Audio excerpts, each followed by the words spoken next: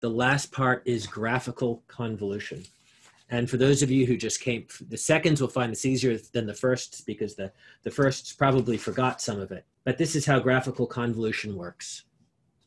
Actually, probably best to see how it comes from the mathematical. So our y of n is equal to the sum over all k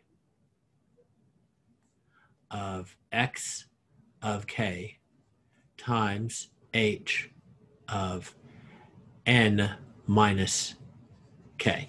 Okay, fine. So if you remember from continuous time convolution, we did something called the flip and shift method. We flipped the impulse response, and then we shifted it back and forth. And every shift of it corresponded to exactly one value of our output. Because for every shift, we had to then multiply these two guys together and then sum it up. And if we flipped it, didn't shift it at all, that would be y of 0. To find y of 1, we'd flip h, shift it to the right by 1, take the product with the input, sum it all up, and all that work would just give us y of 1. To find y of 2, we would flip this impulse response, shift it to the right by 2, multiply corresponding parts with their input, sum up everything, and that would be our y of 2. Same thing as we did in continuous time, just replacing summing here with finding the area underneath the product. Let me give an example by video. Let me see if I can. We are going to do the problem of x of n looks like this, zeros everywhere else, and h of n looks like u of t. It looks like u of n, rather. So it looks like this. Here's our h of n. Here's our h of minus n. Shoot. Here's our h of minus n. That's our flip. And to really correspond exactly to what we've done here, we're adding with respect to k. So we should just replot this with respect to k. So this is h of minus k. And we're going to just change the name of this from x of n to x of k. We're not going to change anything else with it. And now we're going to do this is all, what we're firstly plotting is all of our work is just to find y of 0. So this is all for n equals 0. So for n equals 0, x of k is unchanged. For n equals 0, this is h of minus k. We're going to multiply the left by the right. If we multiply this top equation by this bottom equation, we get x of k, h of minus k, and it's the only place where it's not 0 is in this area. Everything else is zeros because of x of k, or it's zeros because of h of minus k, except for this 1/3 times 1 where we get 1/3. And so now when we sum it up, here's the last part of the sum, we get y of 0 equals 1/3. That seems like a lot of work. Let's do it again for y of 1. So in other words, now we're doing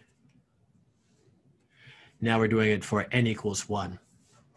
H of k doesn't change. All that happens is we're going to shift our flipped h of k over by 1. So now we've got something that looks like this.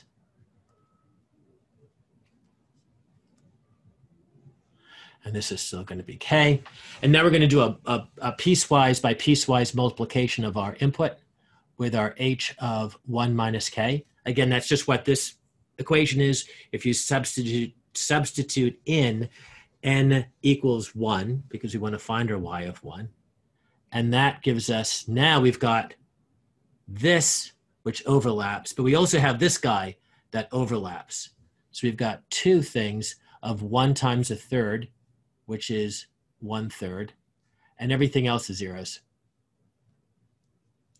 So now when we add up all these guys, we can say that y of 1 is equal to 2/3 from our sum.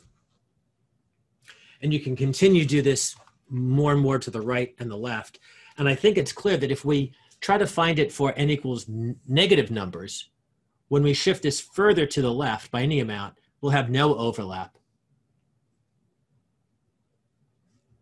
So we can see that our output is going to be 0 for n less than 0. For n equals 0, we just calculated it exactly here. We said it's 1/3. For n equals 1, we calculated it over here. We said it's equal to 2/3. What would it be if we shifted it over one more for 2? It would be just 1. It'll be 1. Which is the whole signal. Which is the whole signal. And at that point, yeah, that's the whole signal. That's exactly right. And as you shift it more to the right, what do you get? As we did it for 3, what would you have? Still 1. It'll still be 1. And so it'll just stay 1 forever. It'll overlap with our signal as much as we get. And now for something that's really maybe a little bit mind-blowing. Because we said that there is the property of commutivity, instead of making this our input and this our output, if we swap the roles, then this would be our impulse response, this would be our impulse response, and this would be our input. And now we're finding our output to a step input of a moving average filter, because this is our moving average filter's impulse response. And what we get is something that after a long time, sure enough, is 1. Before it was 0, and then it has this rise to get to where we want to be. If you want to see it done one other way, I've got a quick demonstration.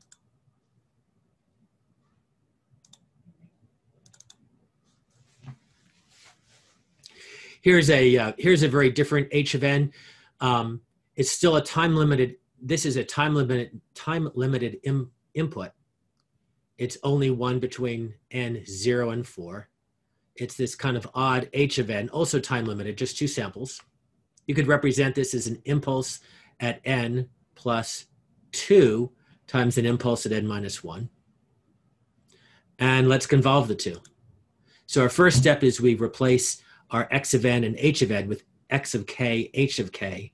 And then we're going to flip h of k around. So that's our flip.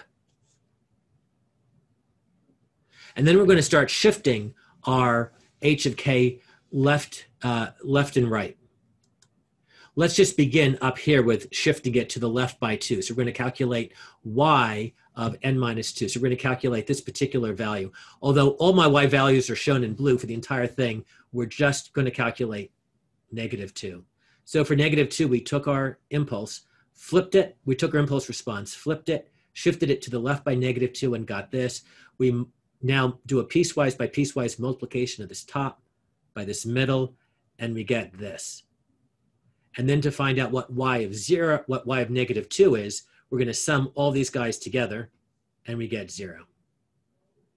So now let's shift this 1 to the right, which will be equivalent to n equals -1. For n equals -1, we've shifted it to the right. There's still no overlap, though, in non-zero areas between our shifted impulse response and our original input. So when we multiply them together, we still get zeros, and our output at -1 is 0. So now let's shift this, our flipped impulse response to the right by 1 more. So now we're dealing with just a pure flip, no shift at all. N equals 0, we're going to calculate this particular value of y of n.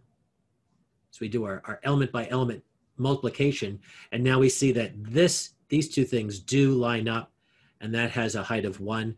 We sum all these guys together, and there's only this 1. We find out what n is 1, n equals 1 by shifting this the next to the right. Now there's 2 things that are overlapped. When we multiply them together, we get this kind of waveform. Sum up our 1 with our 2, and we get 3. And you can see that's what we get again when we shift off more and more to the right. But eventually, if we shift to the right far enough, if we shift 5 to the right, this guy will fall off and will no longer be underneath our input. And so now our output is going to be the area, the sum of just this 1 times 2, which is 2. And then for any further shifts, there'll be no overlap at all. I'll put this on our website if you want to play around with it too.